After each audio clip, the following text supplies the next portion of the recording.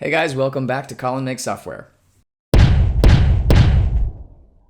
Today I'm super excited because I'm going to share the idea that we're going to actually pursue in this startup. Let me just get straight to the pitch and then I'll explain kind of where I'm at with it. At Mailshake, we were a remote company from the very beginning. The founders even met remotely. So as we grew, we created a remote culture that worked for us. One of the big things that we did was when somebody joined, we would start a Slack thread that said, welcome so-and-so, thanks for joining the team. Everybody would sort of pile onto that thread saying, hello, welcome, happy to have you. And it always gave this nice warm feeling to the person who's joined that the whole company cares about you. And we did that because we knew remote work has been drastically improving productivity and employee flexibility, but it has kind of stolen our sense of connectedness to each other. And as hiring has gotten more difficult, this has become even more important because you're investing all this time into hiring people. You really want them to land properly when they hit your company. One of the employees that we hired during his welcome thread in Slack, he actually posted a video of himself, a video introduction saying, here's who I am, here's maybe how I can help you. And it just set the bar really high for everybody else. Everybody was immediately kind of blown away by how personal that was. So while I've been kind of in the back of my head, been thinking about onboarding and how to make that better for our company, doing video made it very clear to me that there's something here. So here's my pitch. Each person on your team records a video, a welcome introduction video of themselves. A little bit about who they are personally, the ways that they can help others in the company, explain their role and that kind of thing. So that's the video they only have to make once. Whenever someone joins the company, everyone gets an opportunity to create a 3 to 4 second video that's really just, hi Greg, welcome to the team. So on the employee's first day, they get a link and it's a video montage of all the introductions of the company, starting with their boss, then their peers, and then maybe other departments. They can go at their own pace, they can pause and come back later. It's all very personal. When they come into the company, they really feel like this company has invested some time into them. And then at the end, they have an opportunity to create a welcome video back to everybody else. So here's where my brain goes when I think of ideas. The very first thing I want to think about is the problem space. What is the actual thing I'm trying to solve? Is it a real painful thing for people? What's motivating people to solve this problem? And then who are these people? Are they businesses? Are they consumers? Businesses have a lot more ability to pay for services. So if you're thinking of a consumer service, you really need a very, very strong problem to be attacking. Who is this product idea for? It's for any team that's remote and is hiring. So the total addressable market is huge, which is great. When I'm thinking of an idea, I'm thinking about the actual tech that I'm capable of doing. And whenever I start a new idea, I don't like to involve technology that I haven't done before. I feel like you can afford to do 1 or 2 things that are new for you, but if you go too far with that, you're going to find yourself unable to execute at the level you really need to. So this one is great for me because it can work right in the web browser. I don't typically do phone apps. Video has become so much more ubiquitous and easy to use, so I feel good about that. It's not a very data-heavy idea.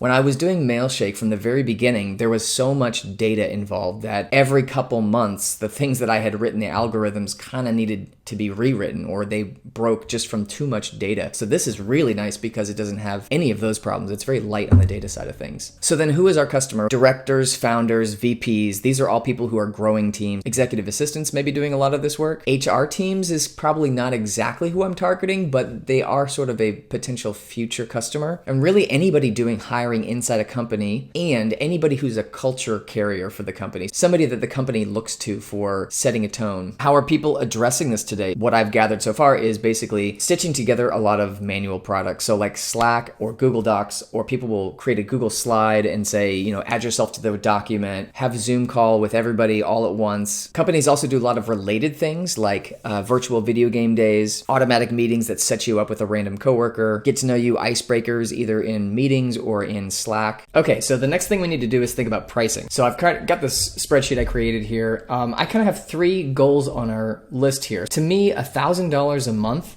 or really just reaching $1,000 in revenue, is a milestone. To me, that's the point where it signals that something's working. $10,000 a month is what I would kind of consider a sustainable business. And then here is our goal of $1 million in annual revenue, broken out by months. That's $83,333 a month. In the pricing for this product, I want to price it per user. I'm thinking it's somewhere in the $2 to $5 range. I'm leaning towards $4 a month or $3 a month if paid annually. So I'm plugging in $3.50 here for the price.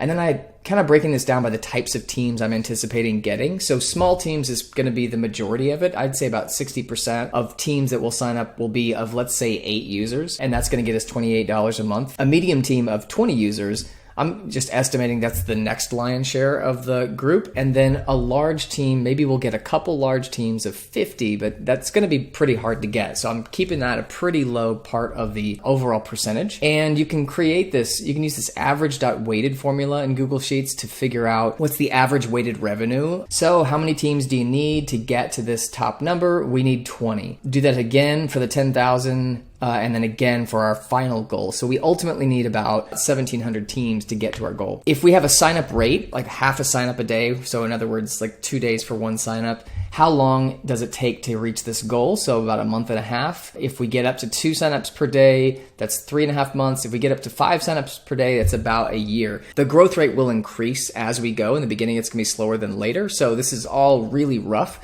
but it just kind of gives me a nice idea. Like, does this idea have legs? If you come back up here and you weren't able to get this kind of price and you had to do 50 cents for each user, that works out to a much different number, and that becomes much less attainable. So this is what I use to kind of calculate if the idea is going to work. All right, let's do some brainstorming.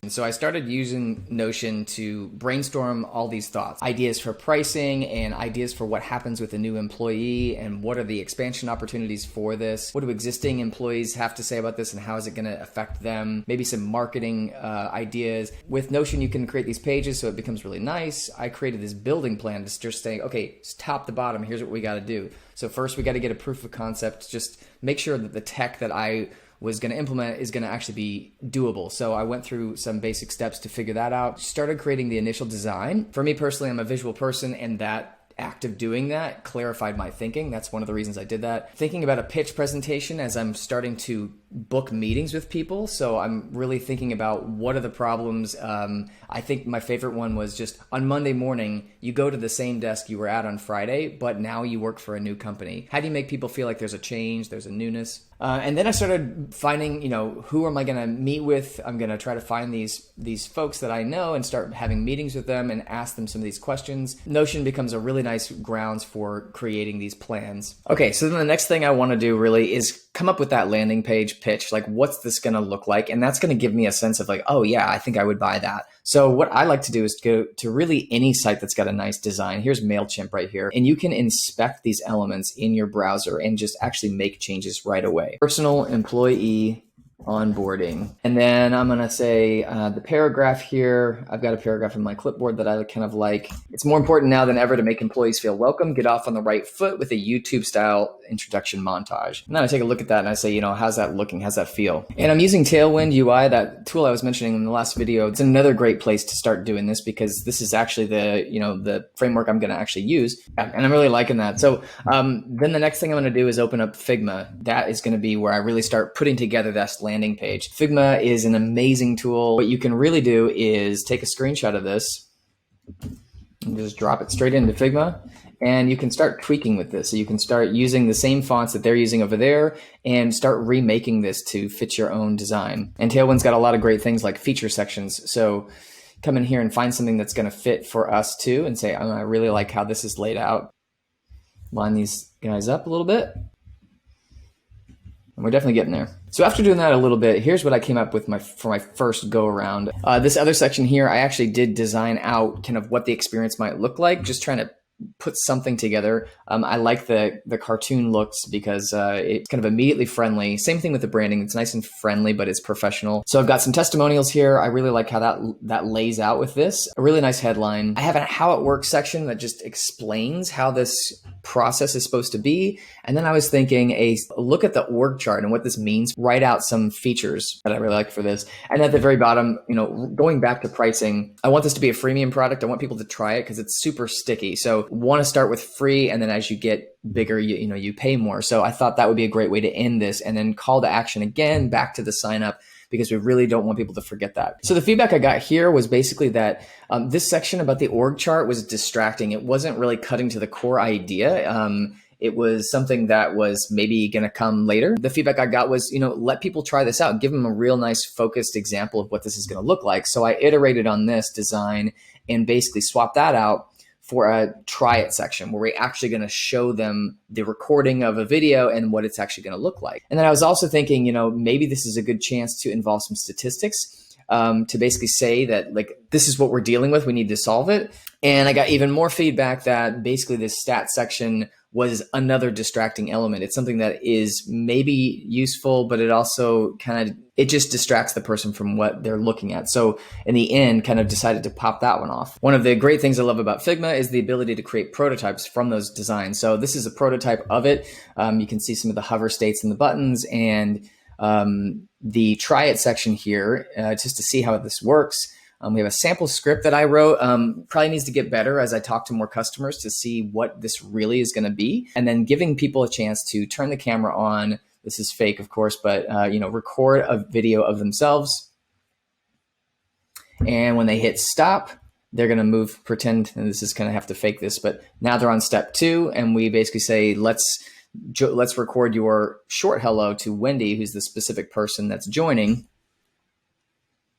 And then when you hit stop on that one, you end up with this final look, and it's the actual playable video. It gets them to that sense of this is what you'd actually send Wendy on her first day. So to me, this really captures the idea. And I really wanted to design this as I had started having conversations with people. The other thing I wanted to design was the main experience. What is a new hire going to actually see when they join a company? And I really wanted to make sure that that was going to be as cool as I was thinking it was in my head. So this is somebody, Colin, who's just joined Acme Incorporated. This is sort of the welcome message. They get in here and immediately they're watching a video from their boss, they get a little bit of statistics on them. They get their pronouns, they get their role and what team they're on. And when this video completes, the next person's video is going to start. So I can see my peers over here, the development team. Here are the videos I've already watched. And then when I'm finished, it says you did it. And then now you have a chance to record your introduction. And then I thought, could there be custom things that people may want to do for onboarding that we include in this product? I'm not sure if that's too much scope creep or if that's like what we need to kind of seal the deal.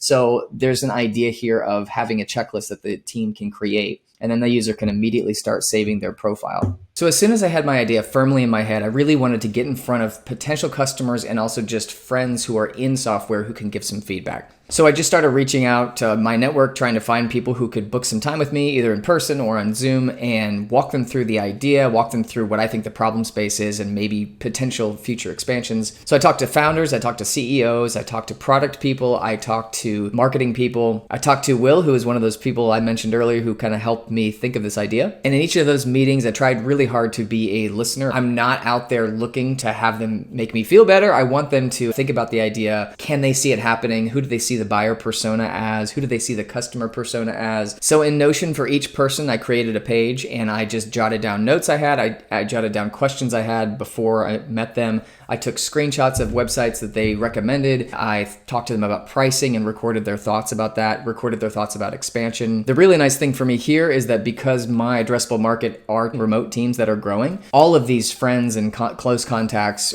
fall into that bucket. Hearing a lot of positive feedback from all of them was great. They could definitely see their companies buying this and trying it out. And the other thing I got was permission to basically come back to them to do prototypes and have them help me pilot and test this out. And the work is not done. I need to continue meeting with customers throughout this whole process. Okay, and finally, the name. The name is important. This is going to be something that your company is called, and you're going to refer to this all the time. So it needs to be something that's memorable, something that's easy to type. So I had a couple ideas. My first idea was to do something friendly, like Hi Alice. I really liked the sound of that. As I started looking into that, some of those domains weren't available, so I had to kind of cycle through names and trying to think of all these name combinations. I wanted to choose a woman's name because all things being equal, I always lean that direction because things are so out of whack. And then I thought, wouldn't it be great if there was some kind of backstory here with these names, like choosing a great woman in history like Malala or Ruby Bridges or Greta Thunberg or something like that. And Hi Greta was kind of something I was going with, but I got some feedback that name as well as others sounded kind of like older person names, which wasn't exactly kind of the trendy vibe I was going for. But then as I started looking for different names, I just found this amazing name. It's a little more boring, but it is very good SEO and it's straight to the point of what I'm trying to do. It's newteammate.com. I can't even believe that was available. But so yeah, it's not quite as fun. It doesn't have like a fun, quirky name, but it is exactly what I'm trying to do. Anytime you need a new teammate, you'll need this product. So it's perfect. Okay, so that is pretty much it for right now. So we're not done validating this idea by a long shot, but the next step is to get the homepage up and running so that we can start collecting email addresses and start getting more feedback. So that will be next week's job. So please like and subscribe. And this time I'd love to hear some comments about the idea, about maybe some opportunities or challenges that you see with the idea. Let me hear it. Thank you so much. See you next time.